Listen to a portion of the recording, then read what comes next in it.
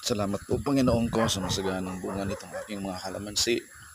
Yung first attempt ko ng pagpapabunga noong November ay nalugi ako dahil sa naglaglagan yung mga bunga. Kaya't yung pangalawang attempt ko noong February ay dinedicate ko talaga sa Panginoon yung pag-aasikaso ko ng mga kalamansi. At hindi ako nabigo. Talagang pinagkaloob ng Panginoon yung aking hangarin ng masaganang bunga dito sa aking mga tanim. Sulit yung pagod at pagsasakripisyo. Kaya pag humingi talaga sa Panginoon, hindi tayo bibiguin. Maraming salamat o Diyos.